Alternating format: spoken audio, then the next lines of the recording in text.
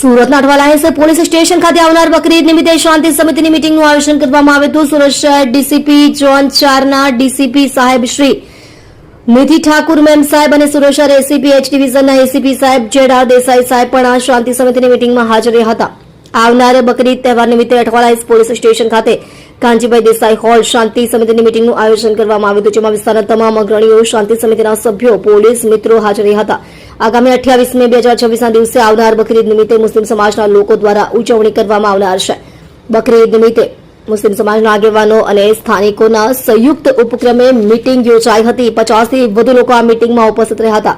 DCP 4ના DCP સાહેબ અને ACP H division દ્વારા બકરી ઈદ નિમિત્તે કાયદા વ્યવસ્થા જળવાઈ રહે અને કોઈ અણબનાવ ન બને તેને લઈને આગેવાનોને સૂચના અપાઈ હતી. શાંતિ સમિતિની બેઠકમાં ડીસીપી નિધિ ઠાકુર મેમ દ્વારા કહેવામાં આવ્યું કે ગુજરાત રાજ્ય ગૌવંશ હત્યા કાયદો અમલમાં છે અને એના બાબતે સુરત પોલીસ સતર્ક છે અને કાયદો અમલમાં લાવવા કટિબદ્ધ છે તેવી તમામ લોકોને સૂચના આપવામાં આવી હતી અને આ તહેવાર શાંતિથી ઉજવાય તેવી તમામ મીટિંગમાં આવનાર લોકોને સ્પષ્ટ ભાષામાં કહેવામાં આવ્યું હતું.